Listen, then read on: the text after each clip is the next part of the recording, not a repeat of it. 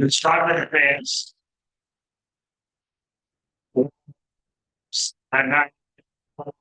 Sahanao Bhunakto Sanaviryam Karavani Yasvinavadita Stumavitishavanai Om Shanti Shanti Shanti.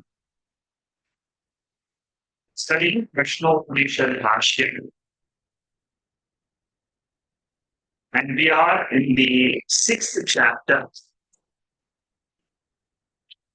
We have finished 5 chapters on this Upanishad. This is the last chapter. Just to remind you what we have finished in the first 5 chapters.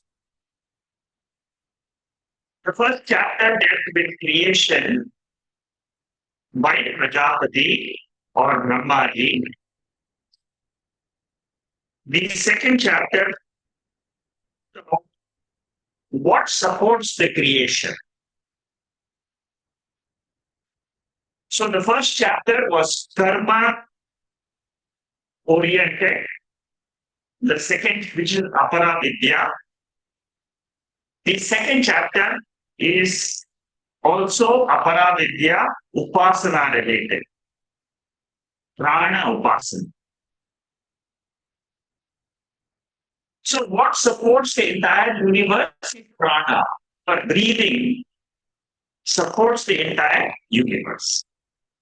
The third chapter dealt with how this prana is born. How does it enter the body?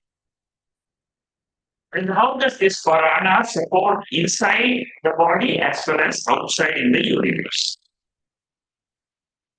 The fourth chapter dealt with the organs, our sense organs, our mind, Bhagavakya Indriya and the Indriya. So what happens in sleep was the question in the fourth chapter. What are the devatas which are active, which control our different states? Who experiences that sleep, happiness, and on what does this entire sleep state depend on? Very beautiful chapter. It is complementary to Mandukya Upanishad Bashyam, which we are doing on Sundays. The fifth chapter is a slightly odd chapter. It deals with Omkara Upasana. Whenever we talk of Upasana, the result of Upasana is you get Brahma-mukti. Through knowledge, step by step. Brahma means step by step. First, you get the Upasana Phalan. You reach the Brahmaloka and then you get Mukti. Now we have entered the sixth chapter, which is a very, very important chapter amongst all the chapters in Upanishad. This chapter consists of 8 verses. Later on, I will give you a little bit of a roundup what these 8 verses are. And the Bhashyam for this chapter goes into several pages and slides. Shankaracharya writes commentaries on these 8 verses. Why does he comment so much on this verse? Because this is the crux of the entire Upanishad, Prasno Bashyam. With this background, I will enter where we stopped last week, and that is this slide which we can see. Here, the first mantra is dealing with the background of the story. And the second mantra deals with the answer to the question of the student. In the first mantra, the student Sukesha Bharat, he asked the question, what is this Shodashakala Purusha? What is this Purusha? Means the supreme being, which is endowed with 16 parts. That is what we have covered in the first verse of the sixth chapter. Today we are entering the second verse, the sixth chapter. So the student wanted to know, just to give you an idea, Purusha means consciousness. The substratum, the karanam, the cause of the universe. Purusha. And this word Purusha is also famous in Sankhya theory.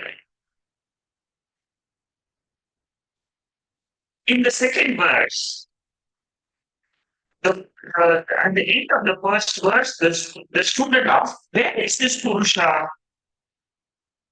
How is it located? Where is it located? Can you tell me in this whole universe, where is this consciousness? The higher principle, where is it located? The second verse gives an answer by the question by the teacher. He says, this consciousness, which is the substratum of the whole universe, is here, is born right here within, it is available right here within the body. Now, this is a very simple answer. Adi Shankaracharya writes a huge commentary on this. I'll just play this verse for you, the chanting of the verse. Tasmai sahovacha iha evanta sharire soumya iha evanta sharire soumya sapurusho yasminnata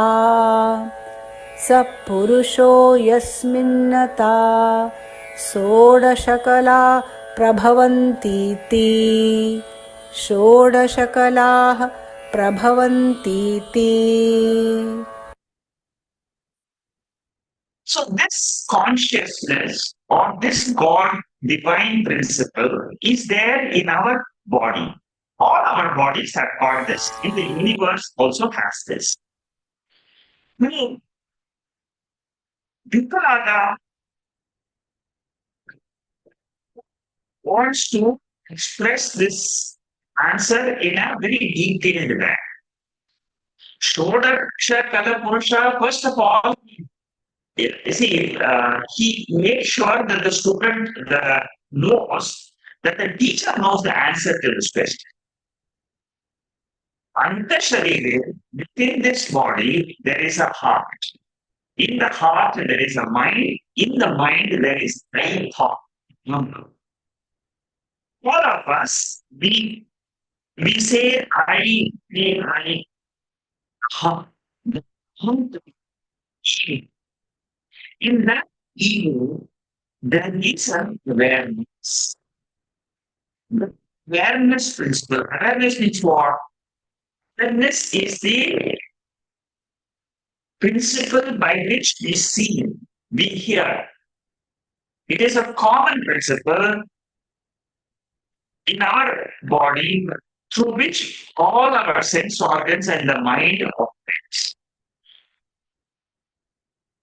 That awareness principle, Purusha has got 16 kalas, parts, limbs. So universe cannot exist without this consciousness. Matter principle is a part of consciousness. It is a product of consciousness. Consciousness is called as Karanam. And matter is called as Karyam. Karyam is product. So in the Karanam alone, in gold alone, the chain ring exists. In kunisha alone, the 16 constituents which constitute the universe, they are located. The universe is born out of this consciousness. This is a brief answer. Now Shankaracharya writes a very elaborate Bashyam on this mantra, which runs in more than 200 slides are there, which I will go through one by one. You will enjoy the slides because it covers the entire Vedanta. What is this heart? In the beginning, or Shakti is defined as is symbolized as Pundarikam. Pundarikam means like a lotus bud. Sure, all of you must have seen it. This lotus, when it is hanging upside down, it looks like the physical heart is made up of flesh. Now, within this heart, there is a subtle mind. Heart is a gross material body substance. But within that, there is a subtle mind. That subtle mind is this awareness, is this consciousness. Body is called as the office of the mind. Because mind uses the sense organs, which are the instruments. Like we have different instruments in the office. We have a fax, we have a printer, we have got different instruments to operate out of the office. So the Jiva, who is a resident in this body, uses the body as the instrument. But what about the mind? What about the heart? The heart is supposed to be the residence. This is big, the body. It has got karmendriyas, jnanendriyas, antakaranam, no. But within that office, where is the jiva's location? It is in the mind and in the heart. In the mind also, there are so many thoughts and emotions and all that.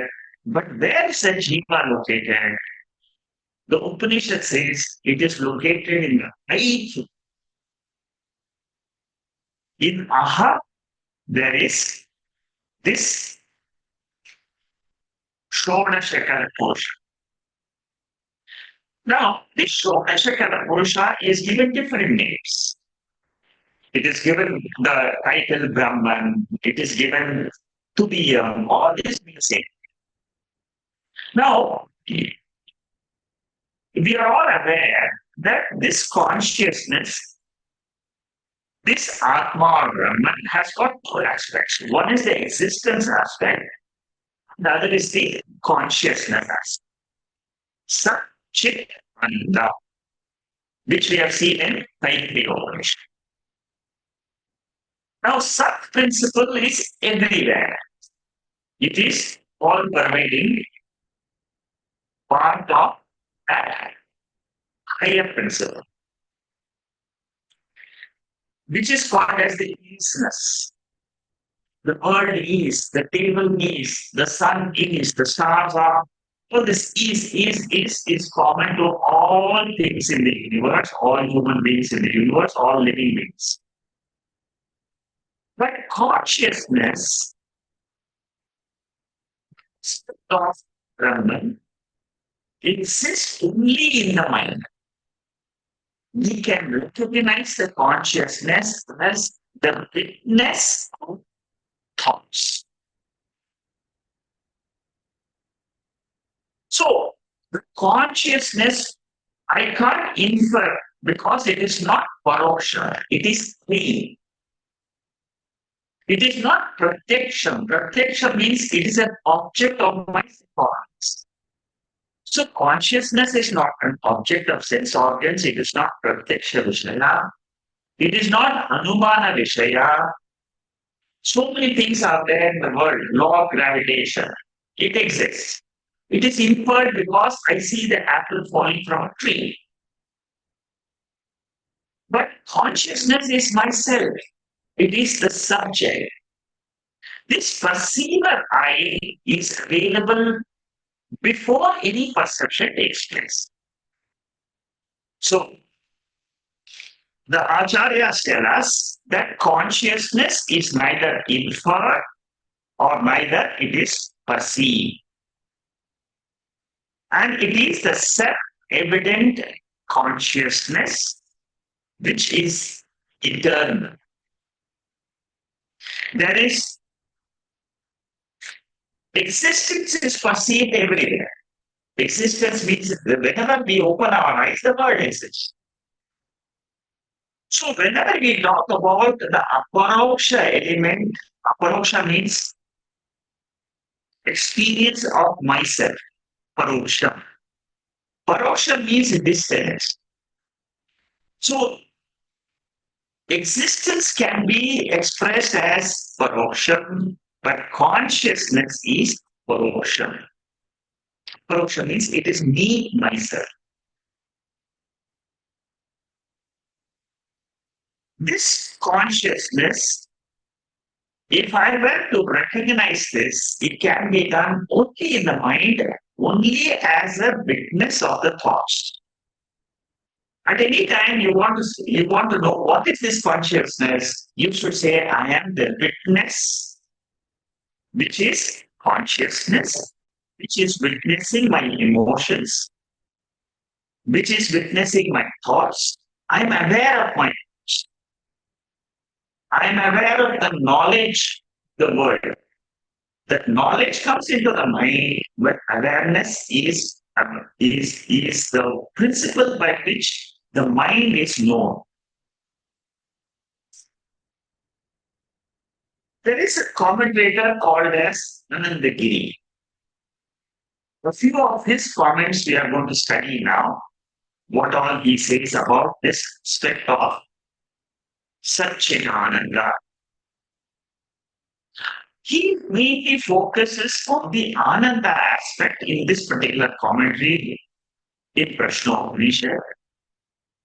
He says, Sat and Chit is there. But what really the seeker is interested is Sat is experiencing, Chit also is experiencing as himself. But every time he is experiencing dukkha, but he wants to experience ananda. All the time our mind is worried. But then how do I experience the ananda aspect of this Satchitananda principle? Taittiriya Upanishad says that the nature of this Brahman is ananda. This particular verse we have quoted. Brahma Sutra, the very first sutra in Brahma Sutra says, Hatho Brahma Jignasa. What is the meaning of this Hatho Brahma Jignasa?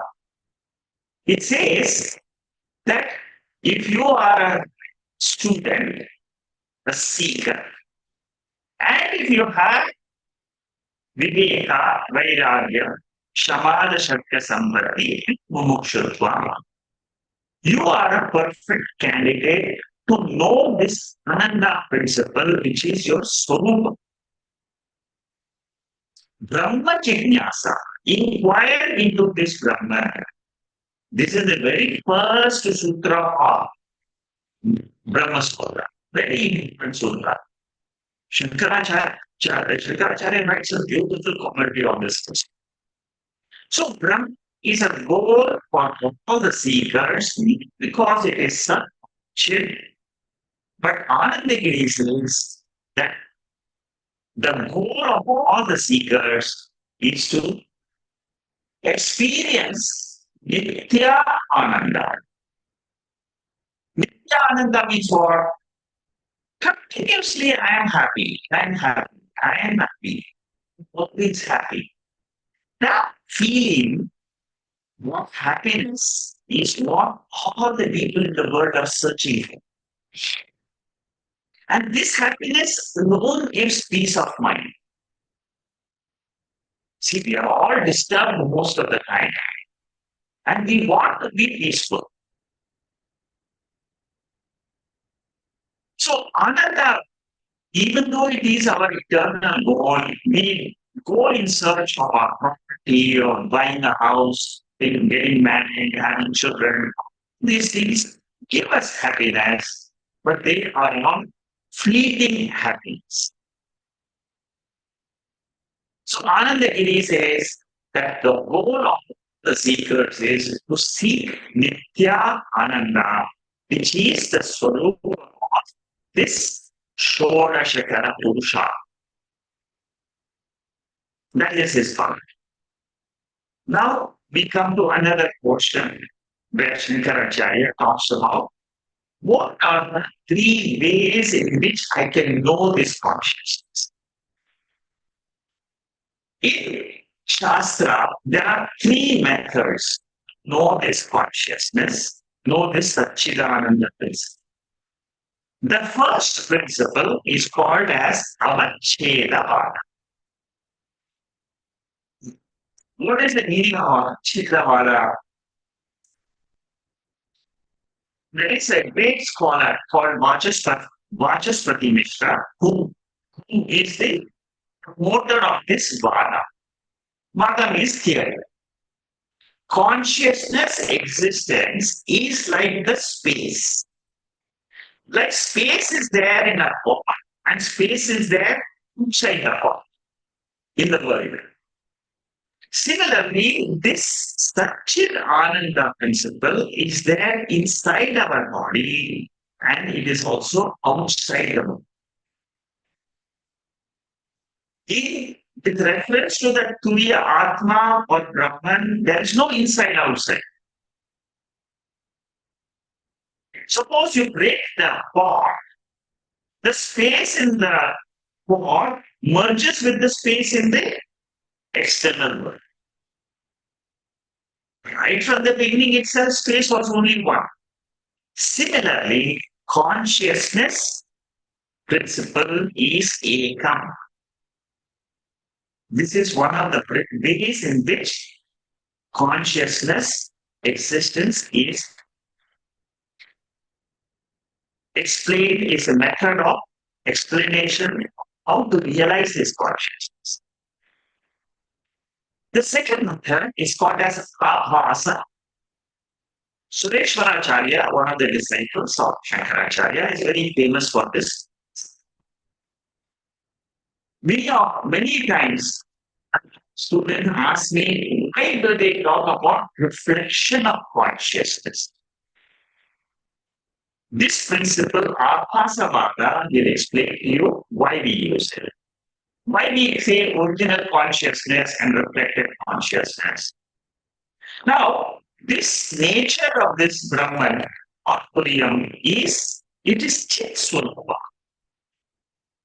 But what happens whenever there is a thought in my mind, the chit gets reflected and I become aware. For example, the material body also becomes reflecting medium for consciousness. See, consciousness is a very unique thing. It is got Chit and Ananda. Body doesn't have Sanchit Ananda. Body is inner. Mind is also inner, made up of Panchabhutas. But we all experience consciousness, existence, and happiness. That is of my primary nature because it is reflected in this material body. That is one of the Abhasa theory. So first, what did we study? We studied Avachedam. Then we studied Abhasa. The third Vada is called as Pratibimba. Here, what we say is like a face is reflected in a mirror. We say in the Sharira, in the Karana Shariram, the causal body, the Brahman's nature of Ananda gets reflected. It is also similar to the Abhasa theory. In the Abhasa theory, we are using the subtle body, the Sukshma Shariram. In the Pratibimba Vada, we are using the Karana Shariram. In the Karana Shariram, which is what we are in our sleep state. In our sleep state, we are all in our causal nature.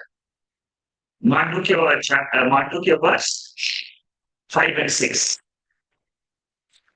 So in the causal body, there is a reflection. Pratibimba. Bimba is original consciousness. Pratibimba means it is a reflection of the consciousness in the Karana Shariram.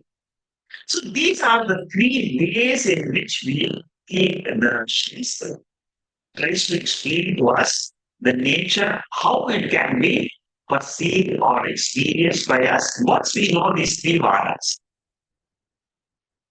Now, in that consciousness alone is this Shodasha Kala.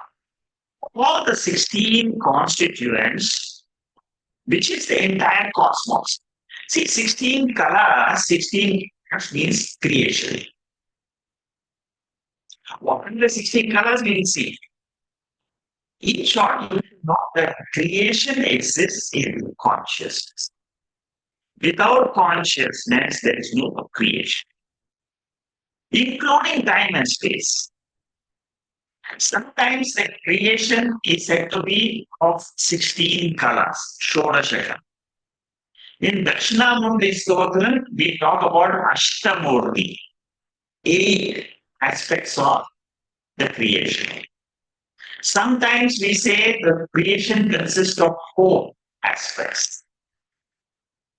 Sometimes we say creation is Panchabhutas.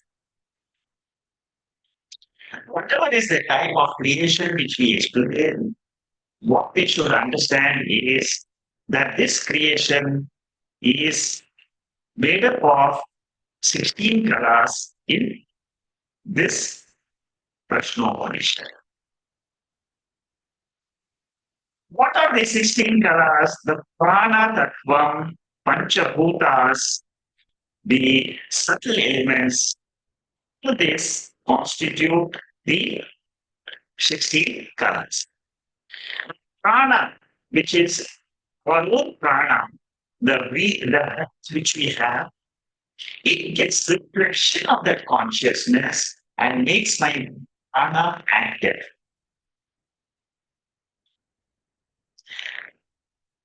Prana is the origination of life in this creation. In my body, the prana exists, the life is there. Suppose the prana goes away, life is gone. Panchabhuta Srishti is Jada. The Chetana Jivas, they don't originate, they are always there. Now, in space, we talk about Big Bang theory. And we say after the Big Bang, the life came. After billions of years, microorganisms came from the ocean. Then the ocean, amphibians, aquatic creatures, monkeys, human beings were born. It is a linear evolution, which Darwin's theory. In Shastras, Prana itself is Chetana. This prana is made Chetanam only by the reflection of this consciousness. It's a very, very unique explanation in Vedanta. The first thing which happens in the womb of the mother is the prana originates in the womb. Prana. First born for a baby. Only the brain, the mind, the sense organs, they all come about. So the baby starts breathing first. This is why prana is called as Jeshtaha. Jeshtaha means eldest. In a family, suppose you have an eldest daughter, we say Jeshtaha. Then there is a youngest. Shreshtaha. Prana is eldest because it's the firstborn. So among in our own body also, we must remember the prana which we are breathing is the first thing which was born in this body. Shreshtaha. Shreshtaha means the whole. It is very very. It is very very glorious because the origination of the jiva in this body depends on this prana. Darwin's theory does not explain the origin of life, but Veda can explain how life originates. The, this consciousness. So in the Shorashikara Purusha, now let us try to understand some of the components of these 16 parts. Prana is the first one. After that is Shraddha, then Akasha, and the five elements. Then the sense organs, mind, food, strength or vigor, then pus, mantras, karmas, yajnas, and last, the Upanishad says the name and the form. These are the 16 karas which is explained in Prasno Bashyam. Now, it is not a very orderly fashion. This is right creation in krama. Krama means there is no order in this. There is all these 16 parts together they form the creation. That is how Prasno Upanishad describes creation. See, in Taittiriya Upanishad, they say from atma came akasha, from akasha came vayu, from vayu came agni, agni came jalam, jalam to prithvi. It is a very, very orderly creation. So in Veda, sometimes we have creation in an order. Sometimes we don't have order. It is just a projection of all these parts together, we say is creation.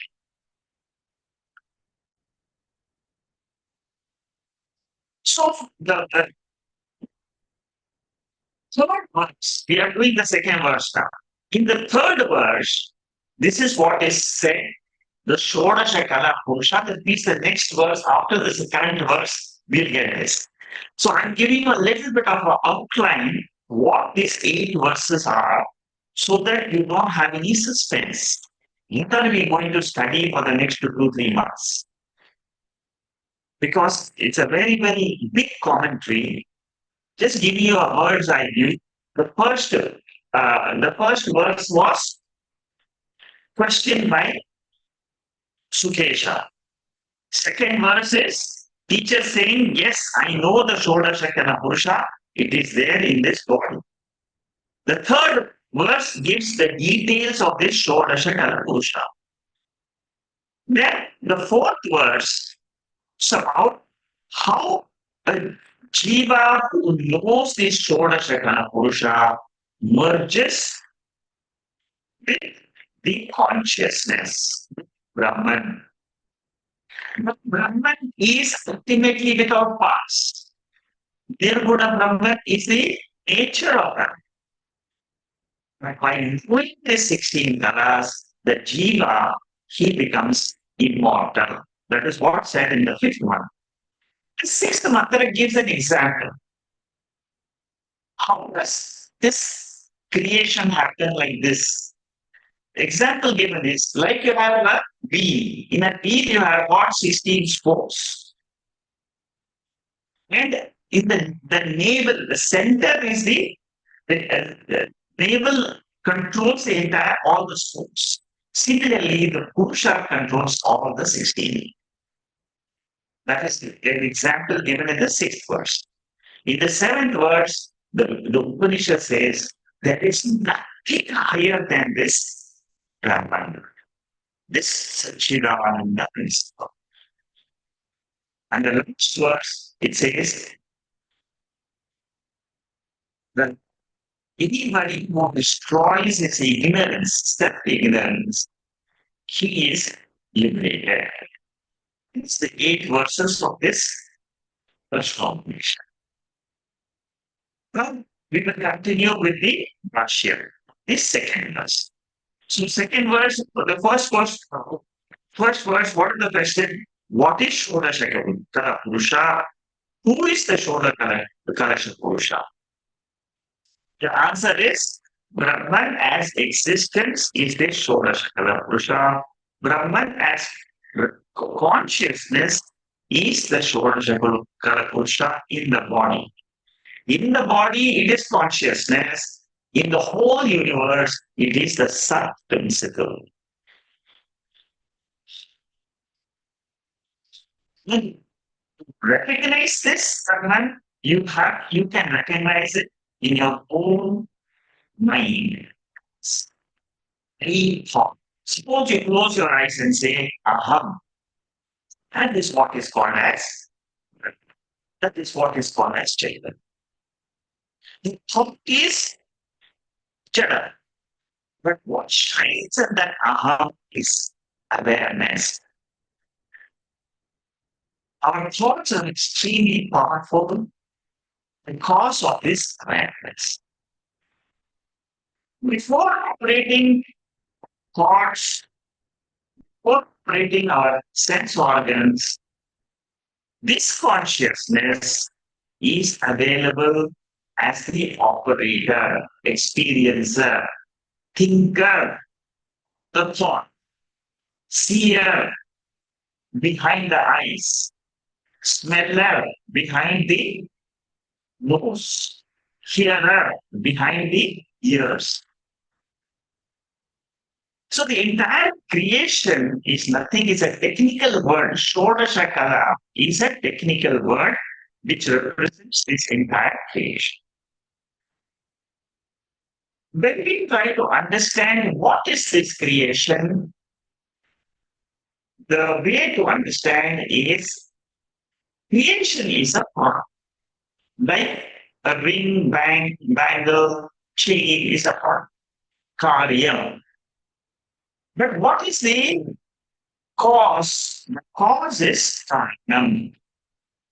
The Karanam for this entire Panchabhuta universe is Satchidananda Brahman. Srishti is not the Tatparyam, but it means it is not the ultimate teaching of the Veda. Srishti means creation is only in one of the stages. It is the stage number 1, which is called as Adhyaroma. But this Srishti is cancelled later when we do the Pora.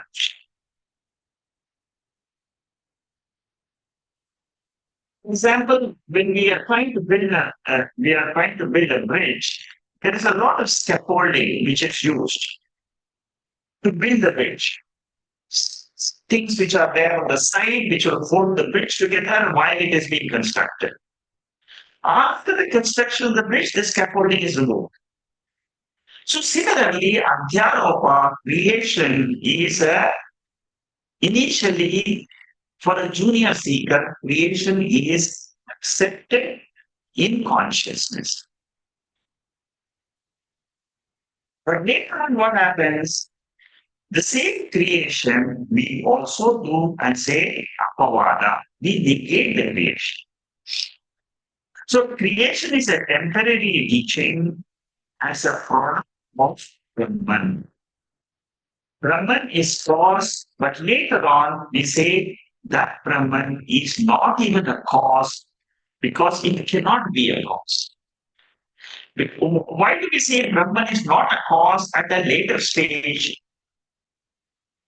At a later stage, we say Brahman is not the cause because any cause requires nimitta karana upadana karana. Now, something means it has to undergo change. Brahman is this Sachidananda, is Nirvikara Swarupa. From the Upanishads only we get this message, the nature of this pure consciousness, which is without modifications. Therefore, we say that the world which we experience is an appearance, it is not a creation. Initially, we say it's a creation, later on, we say it is an appearance. In Katholism, there's a mantra, it says, Nasti. This is one of the pramanams by which we say there is no word which is born out of Brahman in the apavada stage. In the initial stage, we say Adhyarapa stage, creation is there. In the apavada stage, we use this particular mantra to say there is no creation. Another beautiful mantra which for apavada, negation of creation is Kaivalyopanishad. Na bhuvi rapo na chavani rasti na chani lova mesti na chambaram cha. Evam vidit Paramatma rupam guhashayam nishkalam advitiyam.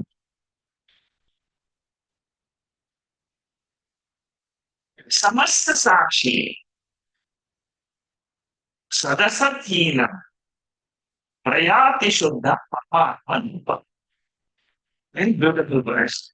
This verse is also a pramanam to say, as consciousness, creation is an appearance in the entire creation.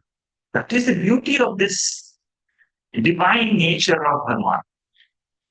When we say that Bhagavan is there in myself, in this body, his nature is what we are trying to understand.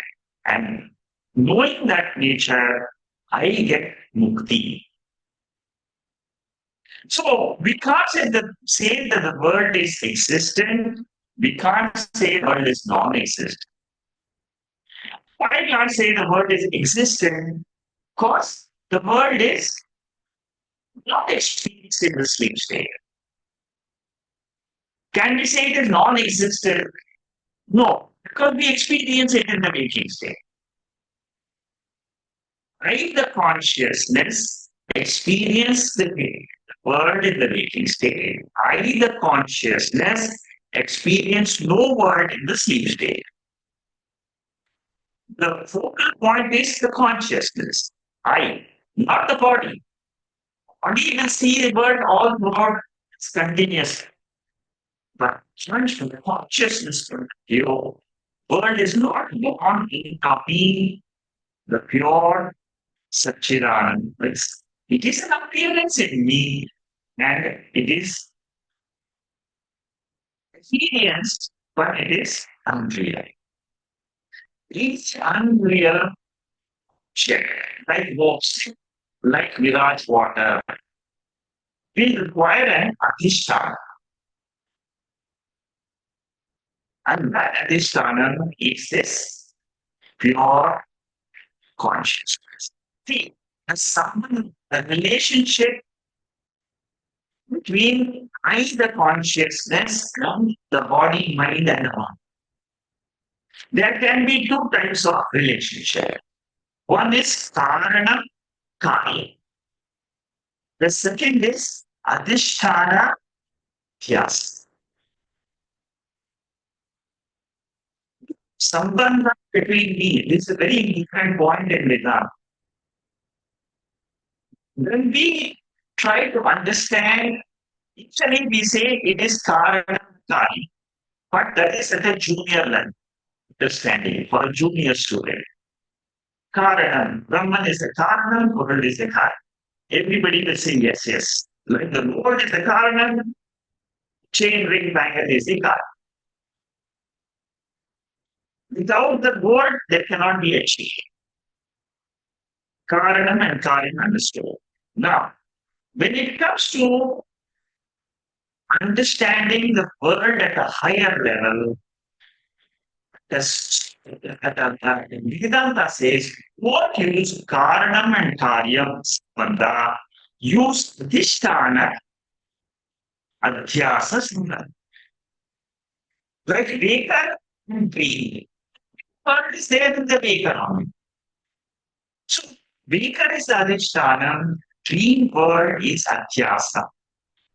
Try to get the difference between Baker dreamer and gold and ornaments. Gold ornaments is okay at the Vyavaharika level. But when it comes to Paramatma level, you must use orders of reality.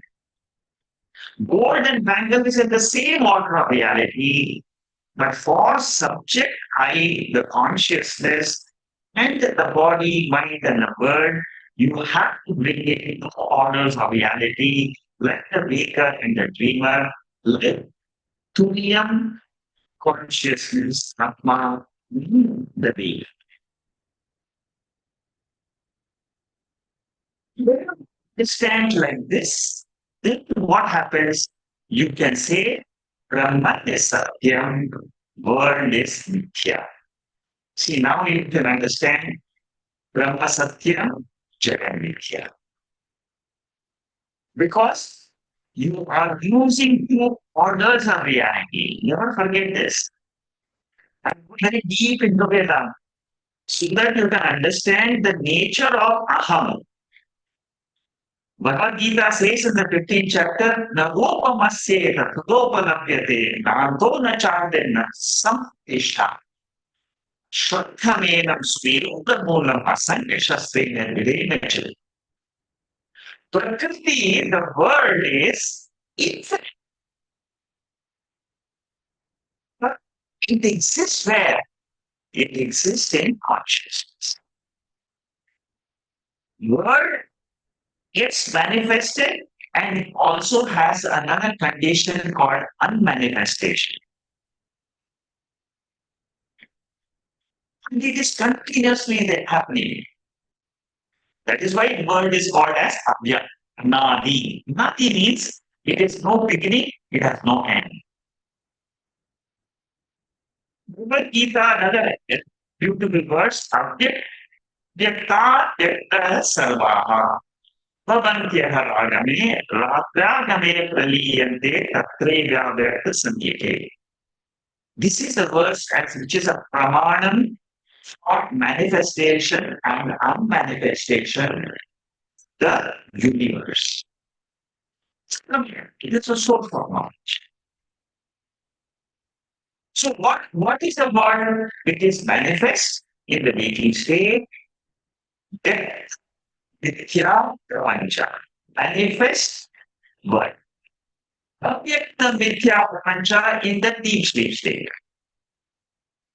Because you are using consciousness as the focus, as the locus, the point from where you are seeing the world. You're not seeing the world from the body element, from the body point of view. You're coming out of the body and say, I am the consciousness, I've got nothing to do, I am relationless with reference to the world. Because it is manifestation and manifestation.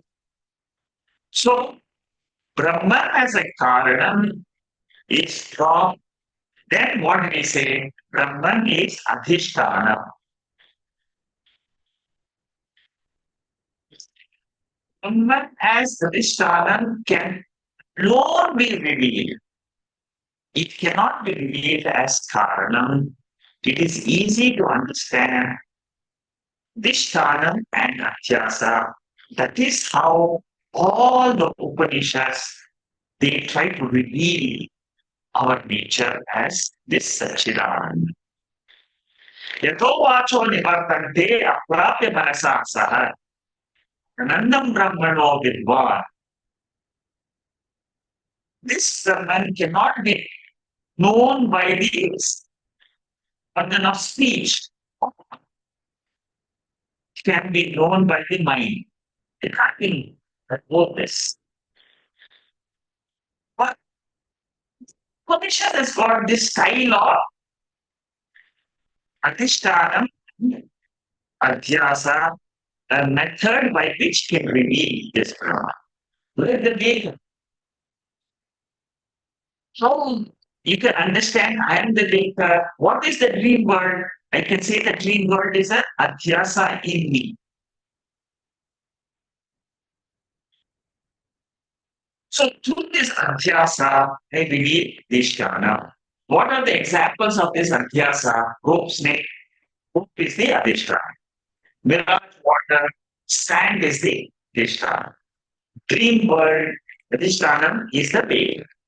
For the Veda world, what is the Adhisthana? Now you are able to understand. See, the study of Vedanta is for us go deep within our mind, understand our nature. And the only way we can understand our nature is when we study the Upanishads, because Upanishadic mantras are the source, are the pramanam to know our nature. So the entire prapancha, which is a superimposition, is an abhyasa. It is, abhyasa means it is an error. It is there, it is something which is superimposed on the reality. And what is the reality? Reality is this Shonashakal. Whenever I see the word, I should remember the end Adhishtanam for the word. Adhishtanam means without either consciousness, the world does not have a reality. Suppose you're able, your intellect is able to accept this. There is no world without either consciousness. Is a very, very important statement in Vedanta. And this understanding this statement gives us moksha. See, this consciousness exists without the world, without the moksha in the deep sleep state. Don't forget that, because that is the basis on which the entire principle of Vedanta is built of manifestation and unmanifestation of the world. Brahman is available as isness. What is? In the Shamurti Stotram also. Makam Asat Kalpataka Hasate, the third verse of the Shamurti. Yes, Swaranam Sadatmakam. Sadatmakam. The word is always existing in consciousness. That consciousness, Tattvamasi. Tattvamasi in Chandogya Upanishad, the Guru is telling the student that is what you are. That consciousness, which is the Adhishtanam for the universe, is the teaching. See, Shankaracharya gives a lot of this information in his commentary during this Prasno Bashyam, and all these points we have to keep in our mind when we study this sixth chapter. Existence has three forms. One is isness, armness, and amness. I am, you are, he is. So, whenever I say I am, I know you are there and he is there. Means what? I, he, you all are nothing but this consciousness, which is called as Brahman. Shodashakala, is introduced to serve as a upadhi. See, it is an upadhi. Upadhi means it is a medium. The creation is a medium to reveal that pure consciousness. You see, adhishthana. Creation is adhyasa. Adhishthana is this purusha. Creation is mithya, whereas purusha is satya. In Bhagavad Gita, Shankaracharya uses this fourth verse and the fifth verse of the ninth chapter, where it says, "The world is in me, maya tatamidam sarvam jagata devtamurtinaha vasani sarvabhutani." Fourth verse. World is in me. This is for the ignorant person. But for the wise person, what did the Lord Krishna says in the ninth chapter? Sani Bhutani. World is not in me because I don't exist as the Adhishtanam. World is Atyasa. So, in this Bhashyam, like you have for a pure crystal, a red flower. Suppose you keep a red flower in a pure crystal. The crystal, pure crystal is pierce red. It does not undergo change. It only undergoes an appearance change. Same thing, what Shankaracharya says is, creation is there as a upadhi, like the red flower, creation. What is the upahitam? Upahitam means on what is this being superimposed? Upahitam is the crystal. Upahitam is this purusha. This purusha is partless. This purusha is nirguna. It is nirvikara. But the creation is savikara, sarguna. So Atma does not become the word. Word appears in this like the red flower appears in the crystal, and the crystal looks as if it is red in color.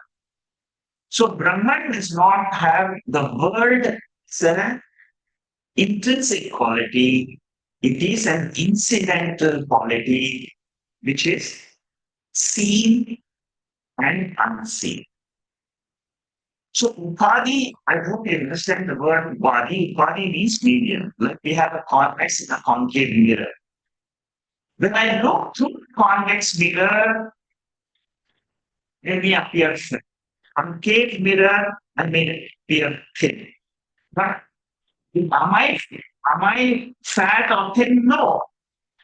It is the medium of the mirror which makes me look fat or thin. Similarly, the clouds which are moving, they make they make the moon appear as with movement, with motion. So consciousness is always stationary. The word distorts the view of this consciousness. It distorts. Well, there seems to be a seeming transformation, like you have the red flower in the crystal. There is a seeming transformation in the world.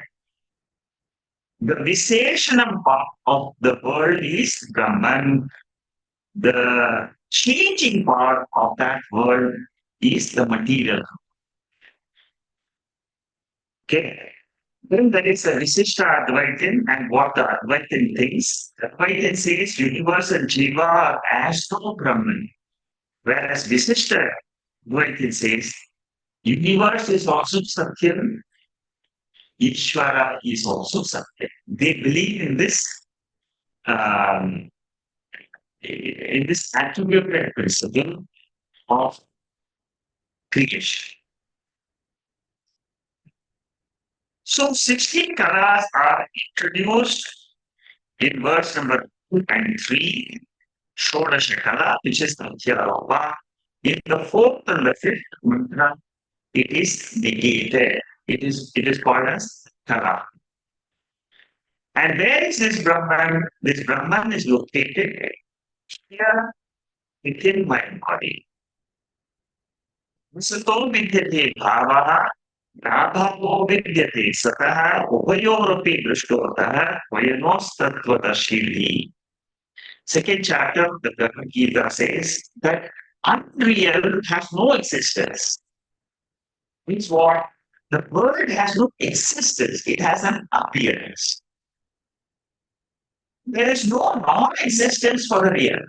That means that Satchidananda consciousness principle is the eternal truth.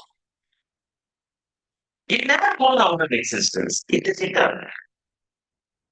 It is the beauty of this kind of nature, which is the pure consciousness. See, for example, how do I understand this consciousness principles? If I want to give an example, one very famous example is the hand and the light. The hand is reflecting the light once. The light continues to be there even when the hand is removed. But I can't know that principle unless until I bring a reflecting medium. So unless there is a material world, you cannot infer consciousness. Word is a medium through which I understand this higher principle, which is the Adhisthana. Okay. The thing which is used, example which is used is a disposable cup. A disposable cup is used to drink coffee. So as long as you want to know the nature of the world, which is consciousness, once you know consciousness principle, what do? You dispose the cup. You don't hold on the cup after drinking the cup. So similarly, universe is like a disposable cup. Copy is the consciousness existence portion, which once I get that revealed to me, then I dispose of the world. What are the features of the world? World is limited, but consciousness has got five features. What is that? It is not a product or a part of the material world. It is an independently existing principle. It is not limited like the material body, just beings in the world. Consciousness is all pervading. It is independently existing. Very important point. This is where the Satyam and Mithya comes. Word depends on the consciousness. Consciousness can remain independent. Knowing this only, I can say I am. In sleep, we are existent. We are not able to know I am sleeping, I am there, because that is an unmanifest condition in the material world. The same thing happens in the death also. In sleep, death, and in pralaya, the world becomes unmanifest. But I am there all the time. Because that is the proof. In the morning when I wake up, the first thing I remember is I was there. Only thing I didn't know in what form I was there in the sleep state. So all these things, they explain to me the nature of consciousness and the nature of the world. So much has been said about one paragraph of Shankaracharya, which was 229. Let's go to this next paragraph. See, like I told you, Shankaracharya writes a very, very long commentary on this verse. I can cut short, I can tell you the 6 mantras, but I can cut short the whole thing. But I thought, let me just go through the consciousness, go through the notes which Shankaracharya has made, so that our understanding of the scriptures becomes more deep. Okay, in this mantra, Shankaracharya talks more about Adhyaropa and Abhava. Adhyaropa means superimposition, Pavada means negation. When creation goes away in sleep or in death, what remains? Only atma remains. Okay? See, the word is there, Turiyam is also there, Atma is also there. But without the word, that Brahman continues. That is not emptiness. For example, in sleep state, you can say there is only blankness. That is one view. Another view is there is this. These are opposite schools. Buddhism says the whole world is nothing only. It is blank. Ultimately, because we experience blankness in sleep, their theory is the world is born out of blankness, nothingness, and the world exists in nothingness. World resolves into nothingness. Our teaching is it is not correct. Nothingness, what they call as nothingness, we call it as adhishthana. It makes a huge difference when you call it adhishthana. Then only we will get moksha. See, when we know that adhishthana, that substratum, is my nature, and body and mind is not my intrinsic nature. Body mind is incidental. It is born. It is born. But consciousness is eternal. In Taittiriya Upanishad, Panchabhutas and Panchakoshas are taken as the word.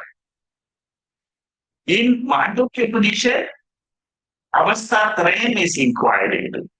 3 states of consciousness, 3 states of mind. Chandogya Upanishad talks about 3 bhutas. Taittiriya Upanishad talks about 3 bhutas, which are 3 elements. Taittiriya Upanishad talks about 5 elements. So, and the Kena Upanishad says, Chakshu, Prana, and mind. These are the 3 things in creation, and what lies behind them is this atma. The Upanishad says, world is nothing but it is dharma, adharma, krita. World is nothing but punya papam. Bhuta and Bhavishya. World is nothing but the future.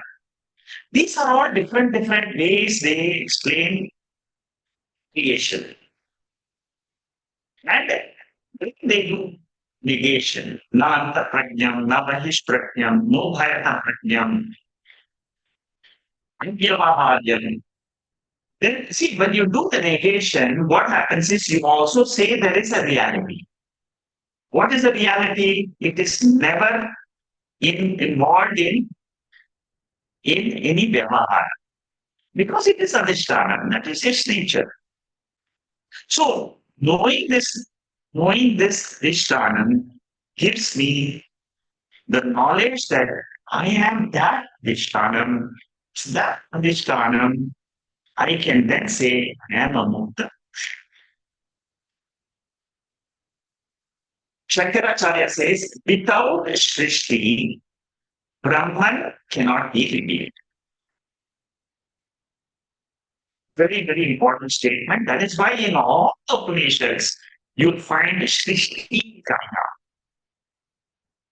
More of this Brahman contains the Supreme.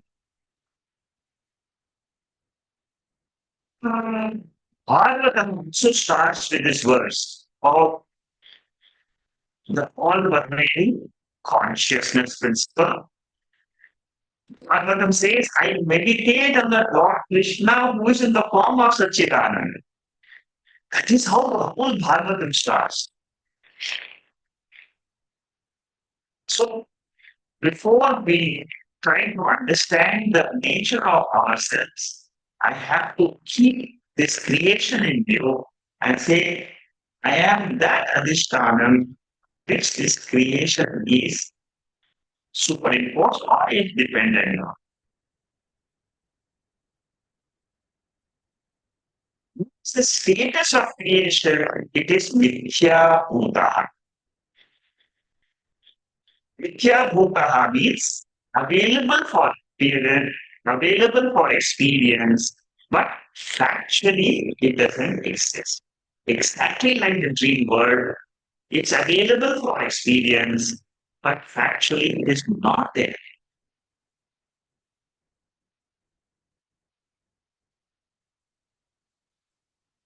See, this Srishti is continuously changing. Continuously changing. It is there, it is happening, it changes the nature of material prakriti, matter. There is a verse in Vishnu Sahasranamam, Avikarya Shuddhaya Nityaya Paramatmane Sadaika Rupa Rupaya Vishnave Sama Vishnave. It describes the nature of the ultimate truth. How does it say? Vishnu, which I am praying to, is permanent. Vishnu here means that Nirvana principle here, not the Shankara Gadadhari. It's ultimate truth which is revealed in Vishnu's earth. Like we have the screen for a TV, for a movie. The screen for this entire universe is this consciousness. This entire world is Nithya, it's like the movie. The screen is consciousness.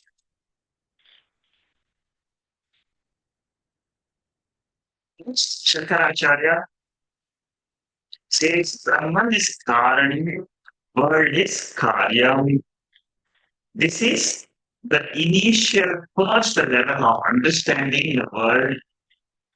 Then you come to the second understanding, Brahman is Tishtanam, world is Karyam. Adhishtanam is always existing. The world is Karyam means it is nothingness. Here alone is a Kirtan and the rope is Vishtana. We don't care what the snake is, what brand, how many votes are, because it is a mithya. Similarly, don't delve too much on the creation aspect. Try to understand the Vishtana portion, and then you will understand what is the inseparable portion of the universe, which is this existence principle. Consciousness is eternal, and it is what we must keep in mind as we try to understand the nature of the Shruti says Satyam Jnanam Anantam is the truth. And here in this commentary, Shankaracharya shows how that eternal consciousness can be experienced in our own mind as awareness principle. Okay, this is just a revision portion. I have covered most of this.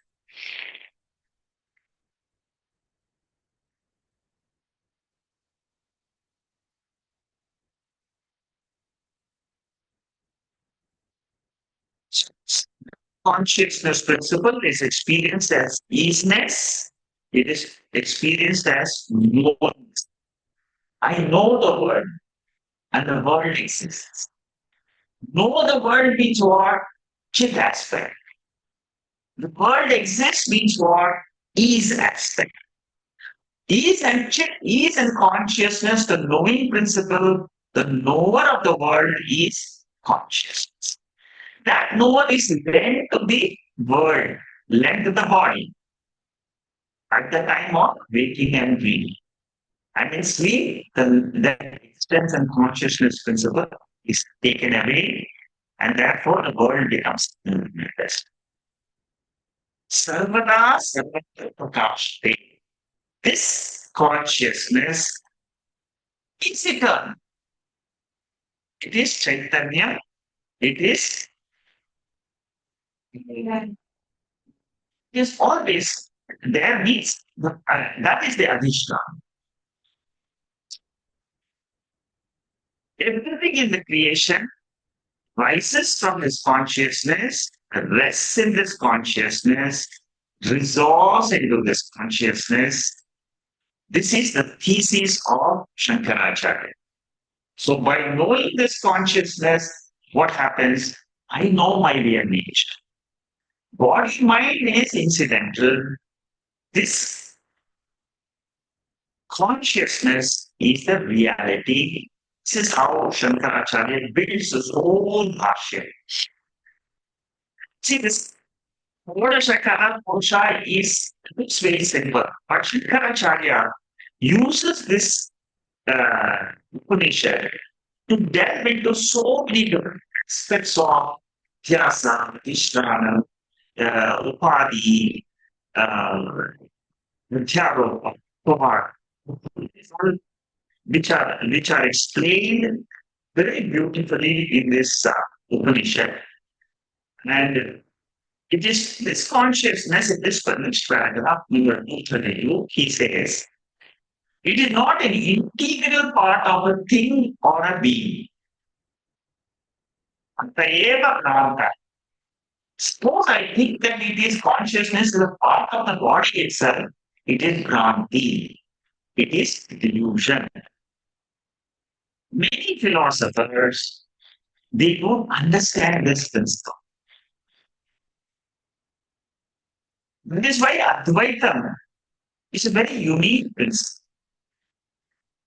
Advaitam says consciousness is immanent. This is another. See, these are all different aspects of our study. Different aspects of our methodology revealing this nature. Consciousness is immanent. This is the fourth verse of chapter 9 of Bhagavad Gita. World is superimposed on me. That means I am there in the world. Transcendent principle means what? That consciousness is above this world.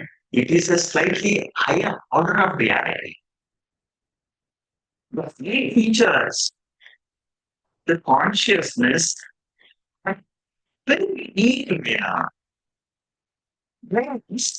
other people like scientists, they are trying to still around in the dark. They think consciousness is a property of the body or brain.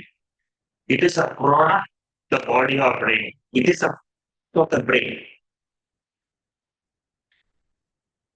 Consciousness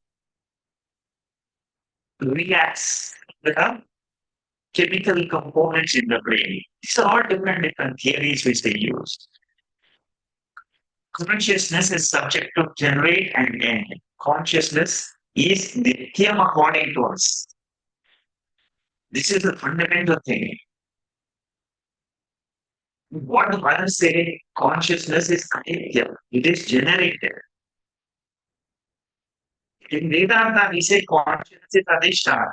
Others say consciousness is a part of matter.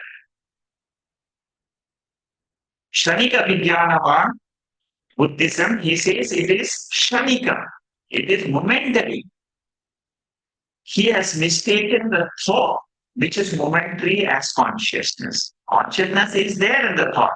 We also accept momentary consciousness with reference to the thoughts, with reference to the reflected consciousness. But he takes that as the reality. So the truth of the universe is not Shanika Chaitanya. It is not a temporary fleeting consciousness, but it is the adhisthana consciousness.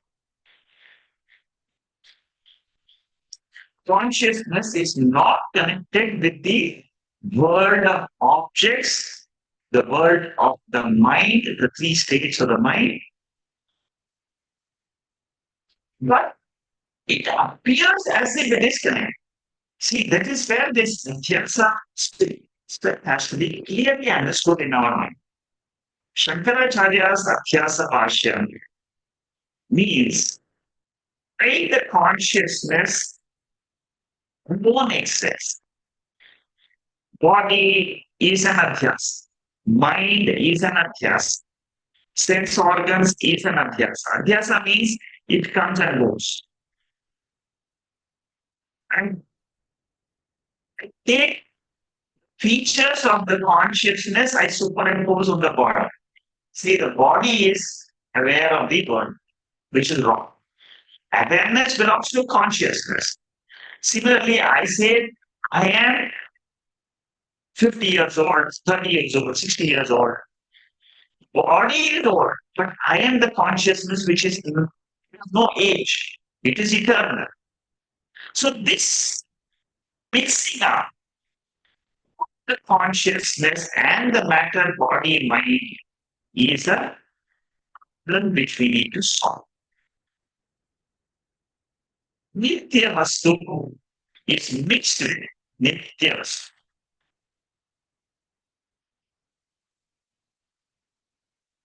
Like a key will take the shape of a container, similar.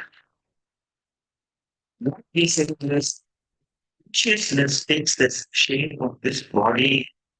Actually, consciousness has no shape. Consciousness is always all-pervading. It is not. It is not a fleeting consciousness. Matter is fleeting. Matter exists for some time. It goes out some time. These are all different theories which Shankaracharya brings out in this Bhashya. With this, I think it will stop here today. I will start with this 233, the 233 topic next week. This Bhashya is a very, very long Bhashya. I don't want to curtail it. Just I want to flow through the Bhashya so that you get an idea of how Shankaracharya develops these theories in Vedanta. So 690, next week we'll start with this letter. Okay. Today's topic, today our general discussion was based on the second verse of the sixth chapter. We are continuing the second verse next week also, maybe for another 2 weeks, 3 weeks, because there is a lot of details in this chapter which Shankaracharya packs up.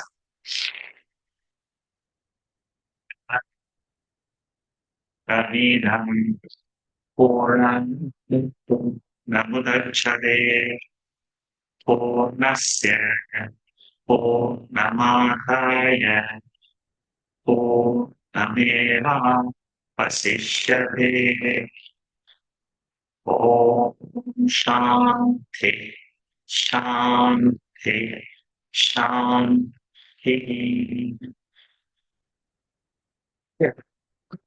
From Manipana, he's asking, what is this Anantam principle, pure consciousness? Satyam, Jnana, Ananda. These are three words which are used in Taittiriya Upanishad. So he wants to know what is this Anantam principle. See, the moment you say that this consciousness is the Adhisthana, it is me. It is I, this consciousness, and this substratum for this entire journey. This is the knowledge I get from the Upanishads and Bhagavad Gita of my own nature. When I say my own nature, it means I'm not the body mind. Body mind, everybody knows. But here, when you come to Vedanta, you learn something which you don't. And that is what is the real truth. Now, what your question is Anantam principle. Anantam means two things. Anantam means it is not limited by time. It is not limited by space. The nature of this consciousness is such, it is Paramatma. It is beyond time and beyond space. As long as you are in space and time, you are in the world. You are in the Vyastam portion. You are in the superimposed. Time and space is part of the world. But what happens to the consciousness, the atma principle, which is what I am? Right? The consciousness, right? The real nature, and the nature of Anantam. Anantam means time and space is not in me. I am without time and space. I am the pure consciousness. It can remain as one. It can remain as my real self, and that self is unaffected by time and space. Time and space is born in this art. See, this is a very, very high level of thinking. Unless and until and if my mind is sukshma, then only you will understand the nature of Atma as Anand.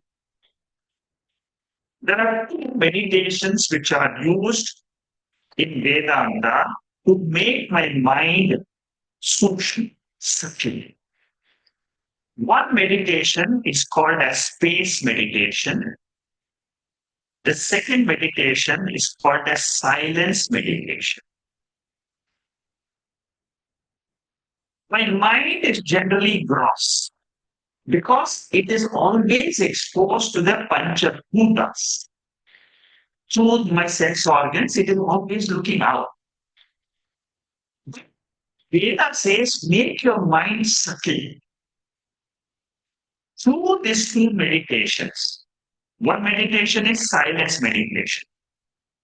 What is a silence meditation? I, the Atma, and the witness of the silence in my mind. Silence, mind is an Atma, but the witness of the silence is Atma. When my mind dwells on this meditation, it becomes sukshma. My mind gets used to the knowledge of nirguna tattva, which is without gunas. Otherwise, the mind is always saguna. The second meditation is space meditation. Space accommodates the entire universe. But that space is inert by nature. It is prakriti. It is one of the elements. Panchabhutas, it is inert. We have the sentient principle who's aware of that space. Space is sukshma. But the witness of that space, when I start meditating, my mind becomes very beautiful two Vedantic meditations, which will help you to understand this Ananta principle. We are always used to experiencing time. The only time we don't experience time is sleep. At that time, what happens? I am not even aware of myself. Veda wants you to be aware of yourself and tell yourself, I am the Atma in which the time is born, and I am the Atma in which the time gets. Look at that. Have you understood this? Shanmugam, can you unmute everybody?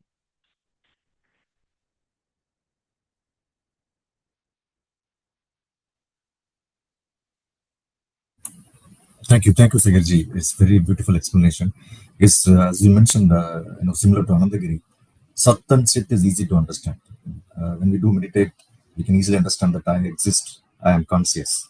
Yeah. But only worry is how I am, Anantam or happy. The happiness is the area where we are struggling. So thank you very much for this beautiful meditation. I think it will help us. The second question which I asked is about the pure consciousness and adhisthanam consciousness. So pure consciousness cannot be revealed. That's what Sankara is mentioning. So so we can know only the adhisthanam consciousness as a aparoksham. In that sense, the nature is no difference. Only because of the conditioning we are saying is adhisthanam consciousness, or when we meditate we are as good as the pure consciousness. Like this is how we can know the When we pure consciousness. meditate, yeah. When we meditate and have that consciousness, it becomes Purusha. When you meditate as consciousness exists, world exists, it is Purusha. What I think in my mind while meditating, it makes a difference. Suppose you say to yourself, there is consciousness, there is time, there is world, there is body, there is mind. All this is Purusha. When you say, I am that consciousness, it becomes Purusha. The moment you say, aha, me, and ma, and that pure Sachidananda. You keep on repeating this to yourself, it becomes a very nididhyasana. It becomes a change. You see, normally we are saying, I am the ego, I am the body, I am the mind. That is the ahamkara. But the moment you shift your thought process and you dwell on, I am the consciousness, it is a huge difference. It is even to make an attempt in meditation, it is a giant step in spiritual work. Even to make an attempt, because it requires a lot of energy, it requires a lot of spiritual listening, the truth. So adhisthana is only when you say, I am that consciousness, and the world is superimposed on me, the consciousness. So adhisthana is Purusha. Am I able to clear this? Is it clear? You mean to say adhisthanam is paroksham. Adhisthanam is paroksham, and pure consciousness is aparoksham. No, adhisthana itself is pure consciousness. Okay. Substratum, I am the substratum when you say, it is not pure. It doesn't mean it is not pure. Adhisthana is always pure. Okay. Adhisthana and pure consciousness is the same. Okay. So only I got confused because in the slide it is mentioned that pure consciousness cannot be revealed. Only the adhisthanam consciousness can be revealed. So if it is same, so why there is a difference that pure consciousness cannot be revealed? There is difference. Pure consciousness means consciousness alone exists. That cannot be revealed. Consciousness as adhisthana can be revealed. Okay. With reference to the world. See, revelation is possible only with reference to the world. Suppose you remove the world, then what exists is the pure consciousness. Pure consciousness, nobody can ever know because the conscious can be known only as an adhishtanam for the world. So always with reference to the world only, you can reveal that consciousness. That's what it means. Adhishtanam is the only way to know that pure consciousness. Pure consciousness means it is not even adhishtanam. It is tuya. It is not cause. It is not karanam. It is not karyam. It is there as the pure awareness. See, there are, when you come to the end portion of the learning, that means toward the end of your understanding of art, what happens is understanding my own nature. When I have removed everything from the world, then what happens? It alone exists.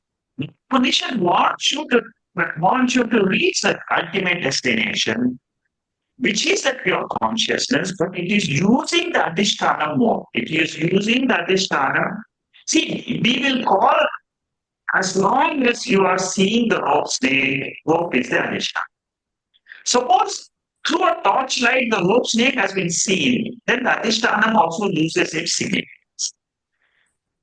As long as you're seeing the bird, which is the rope snake, you call this pure consciousness as Adhisthana. But as long the more you show the torch, Vedanta torch, and says you're not the waker, you're not the dreamer, you're not the sleeper. That is the torchlight of Mandukya Kunisha. So what happens then? You drop all the three states. As long as the three states are there, you're calling this Turiyam as Adhisthana. The moment the three states are gone, Turiyam is Shantam Shivam. Now are you able to see the difference? Thank you. Thank you, sir. It's very beautiful. Very clearly, now I can understand. It was the confusion. Thank you very much. Thanks a lot. Okay, next is Shama. Shama, can you explain to me what you were saying? Then I'll come to Shanta. Shama, go ahead. Hari Om Shekharji. Yeah. Sorry, just one second.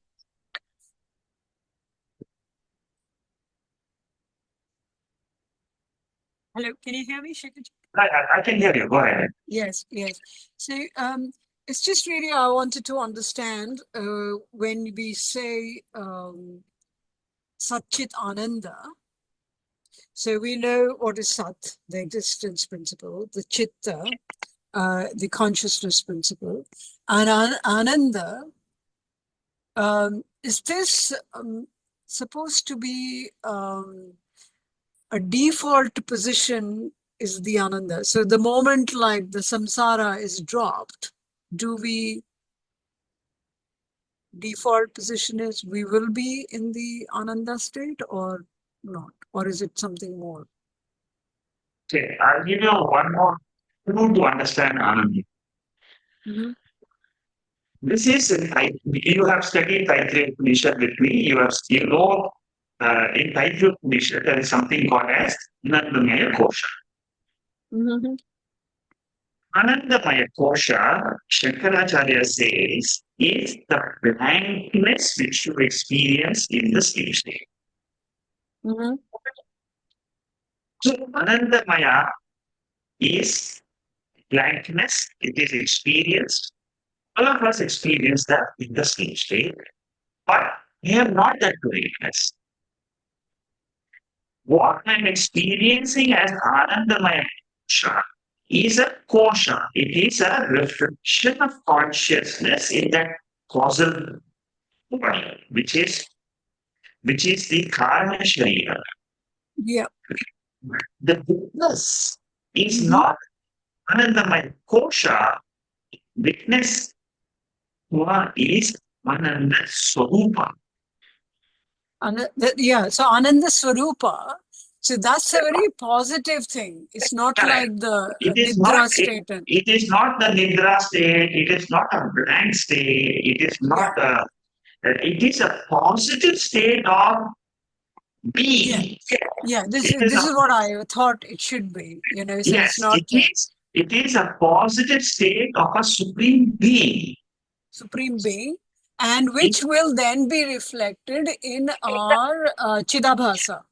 So Correct. that It is correct. you would know a realized state, a person, realized enlightened being, who appears to be always unaffected, always in his being state, which is a happy ananda. Means looking at him, somebody can feel happy. Yes, that's the good one. Yeah, yeah. See, the jnani always remembers that blank state of his sleep, and he says that is the Anandmaya kosha. Even in my worldly experiences of happiness, it is only a small trickle of that reflection of that kosha, which is Correct. there in when I suppose I'm enjoying a nice day, I'm enjoying a nice movie, I'm enjoying a nice scenery, I'm enjoying a nice book. Yeah. Whatever small intellectual enjoyments are nothing but reflections that kosha. It's So just that peeping through. It's just peeping through. Yeah. correct. It At is that seeing point. through these small things, Yeah. but I am And not interested in the worldly ananda. I am interested in the Swarupa. And then the last component to this is, once known, does the seeker never returns in the ordinary sukha dukkha or mishrit experience, or he can still? No, see, once the Atma is known, Huh. that seeker is already lost forever. Because he is lost like the rivers are merged into ocean. Mm-hmm. Why? See, what makes me an finite individual Mm-hmm. is my mind and the Yeah. body. And the Yeah. experiences with the body mind, it makes me a finite individual as a mother, as a doctor in this world. Mm-hmm. Now that will continue in the physical world. In time, you will still remain as a body only. Uh-huh. This is a Paramartika concept. It is not Mm-hmm. the Vyavaharika Satya. Vyavaharika Satya means I am a Shama, I am a daughter, I am a Yeah. mother, I'm a Yeah. wife. It's Yeah. Vyavaharika Satya. And so this Vyavaharik Satyam will continue, but it will have no impact as such. Yes, that's correct. You Yeah. see, in Aitareya Upanishad, Shankaracharya brings out a beautiful point. Mm-hmm. He says, suppose you enter the dream world, you understand that the dream world is all mithya. Suppose you are aware that the dream world, you are aware that you are the seer of the dream world. World is mithya, dream world is mithya. How will you be in that world as a witness, as a person who doesn't, who always is positive? Same thing, suppose you live in this world, duality, Mm-hmm. with the knowledge I am truly Atma, which is of a higher nature, actually a baker, I'm not a dealer. Actually, the Turiya Atma, I'm not the baker Shama. Baker Shama will keep on doing actions and innovate, that is a cycle. Yeah. But suppose you know this is the way a jnani will know. Correct. Correct. Yeah. Jnani lives the same world, but he doesn't get affected by the world. Yeah. And they just, sorry, and then I'll finish. This, you said this meditation, which you just mentioned a little while ago, about how, which actually helps you to go into the transcendent phenomena.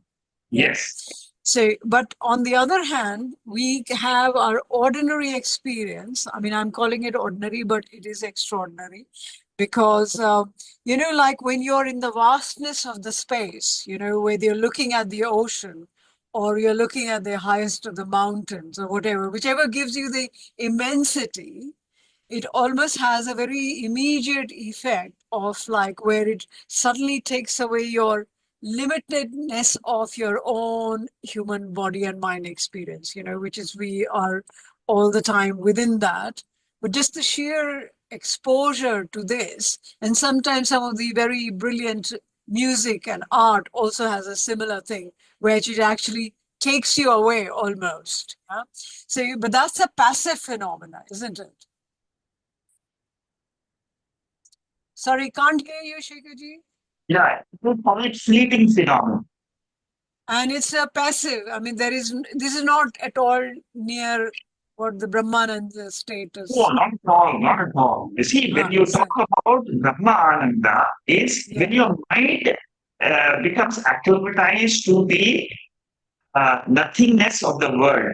Space. When you meditate on space, when you meditate on the silence, the mind gets used to Nirguna Tattva. Okay. So when Upanishad says you are Nirguna Atma, immediately the mind picks up, oh, this is what is Nirguna. How come I miss it? Till your mind, the gross mind is made subtle mind. The subtle mind learns how to look at the Nirguna Tattva through space meditation, through silence meditation. Then what happens is, right, my own mind gets the knowledge, gets to understand what is Nirguna Tattva. So that's the complete purified mind, isn't it? Completely purified. It's like a clean mirror of the mind. And how can you not experience? Yeah. Thank you so much. Thank you, Shekharji. Oh, amazing. Thanks. Bye-bye. Yeah, Shankar, go ahead. Namaste, Shekharji.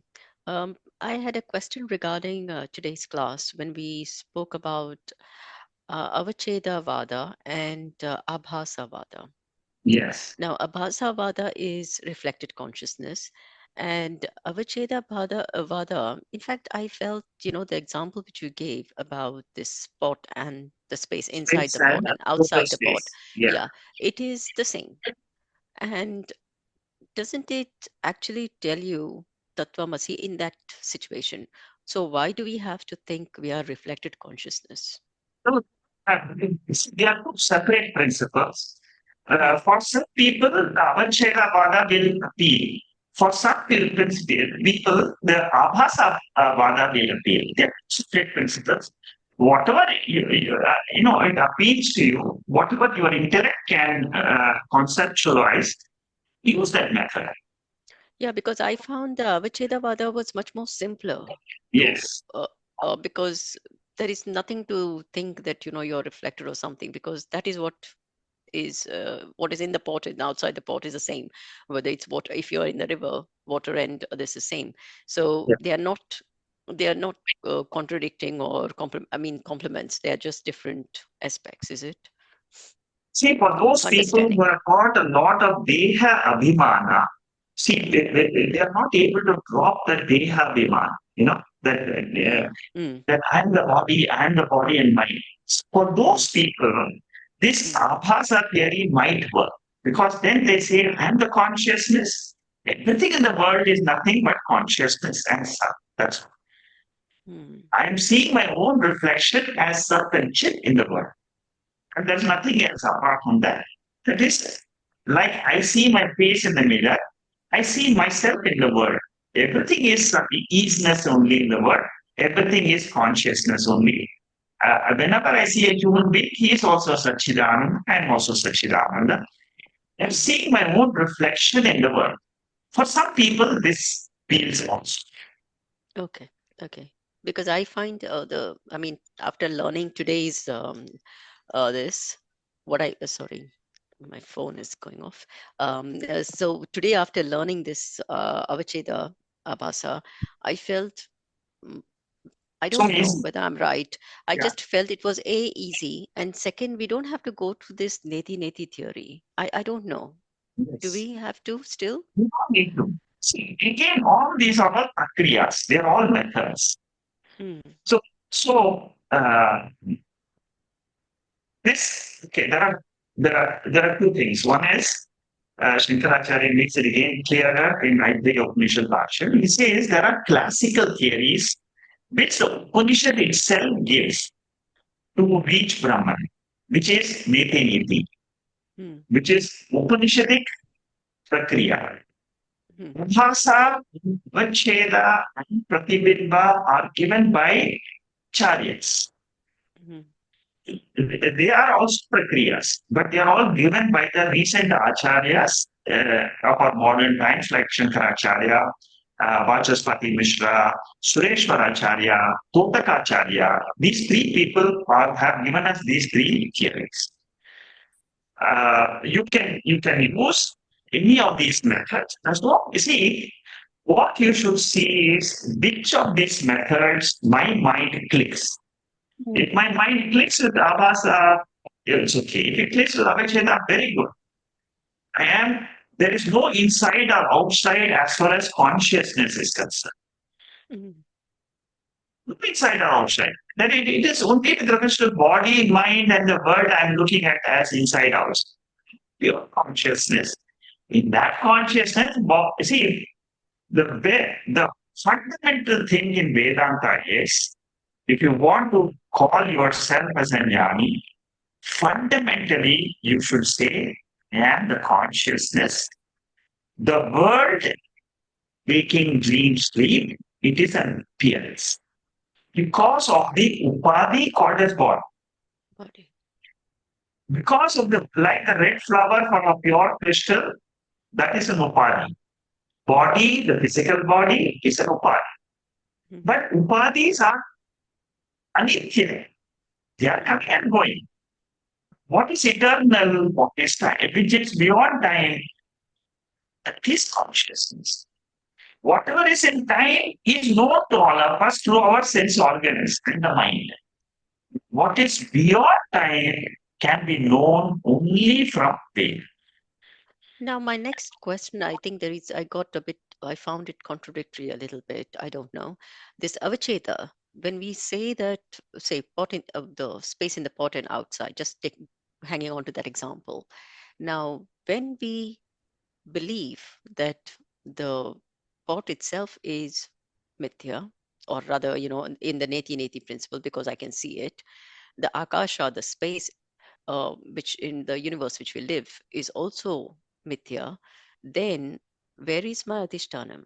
Because if I have to associate saying inside and outside is the same, that is me and the turiam is the same, so then how does this layer go off, and how do I move from, say, space inside the pot to and the space as one, from there to make it a adhyaropa, or how do I get to the adhishtanam then of the turiam? See, you don't get to the adhishtanam because that's a separate theory. Adhishtanam and adhyasa is a separate prakriya. Okay. Avachedavada is a separate prakriya. Here you only say the spot space is nothing but it is total space. That is full stop. Don't bring adhishtanam into the avachedavada. It will not work. Okay. That's what I started getting confused. How will I get my adhishtanam then? Okay. No. Keep it separate. Here only thing is consciousness in my body, which is a witness for my thoughts, my emotions. I'm aware of my emotions. I'm aware of my thoughts. That aware is the consciousness. That aware, which is consciousness in this body, is the same awareness in all the bodies. So that is how I look at it, as a space. space. Is the same space everywhere. Consciousness in this body is the consciousness everywhere. Yeah, that is now easier to understand, because I just went to the rope snake example. Okay, Dhanyavad. Thank you very much. Bharat has got another beautiful explanation. Bharat, go ahead. Hello, everyone. So in any experience, anything that you see, what you notice is the isness, as Shankara says, everything is. And even if there's nothing, nothing is. That isness and the awareness of that isness is known. And in reference to Manikandanji's point, that knowingness of that isness is a poroksha, is direct. I just wanted to say that it's always self-revealed.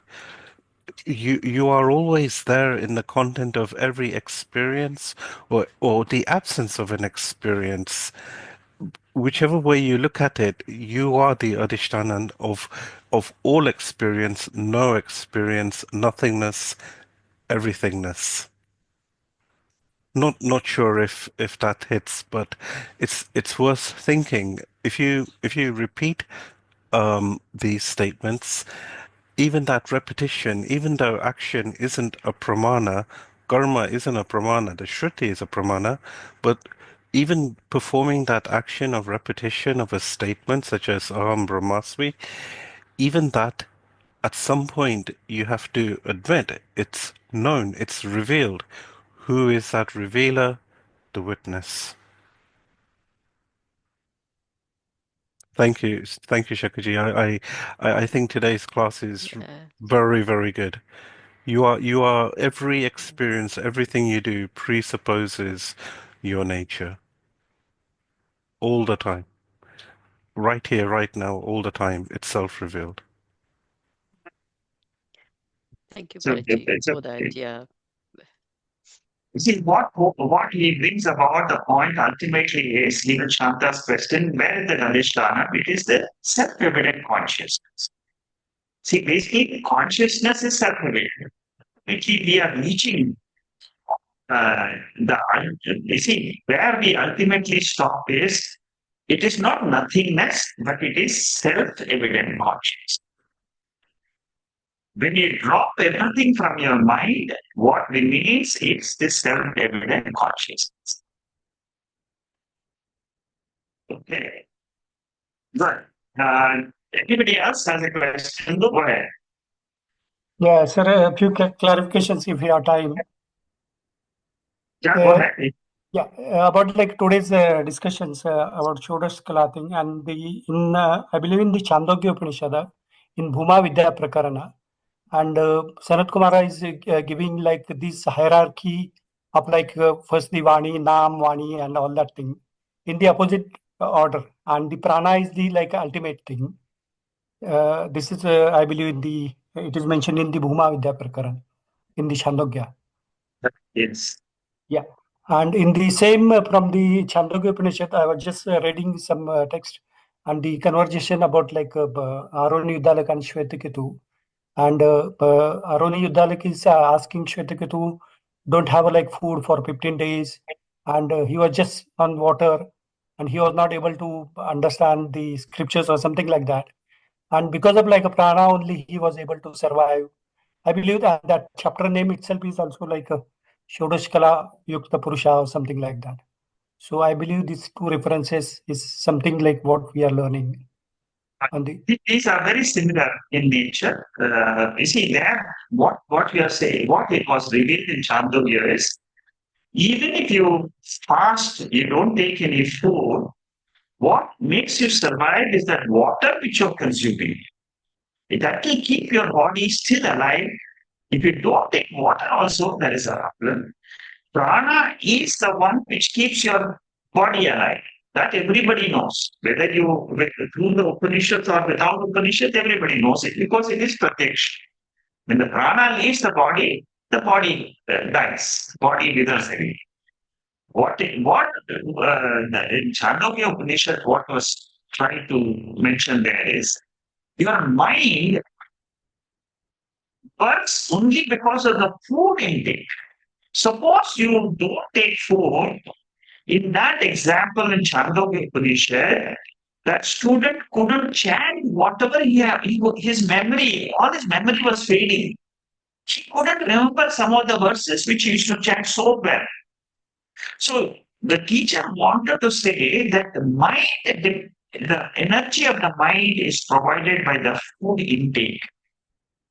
If your food intake is not there, the energy component in your body will come down drastically.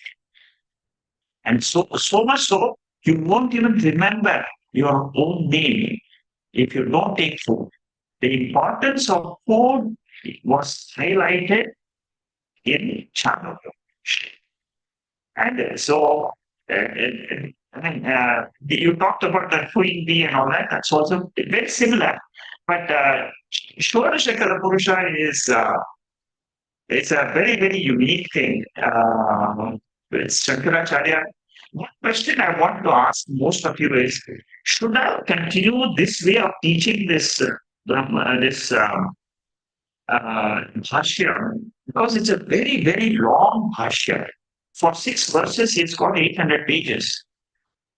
Should I do that, or should I just cut off and say that this is the gist and the rest you can read notes?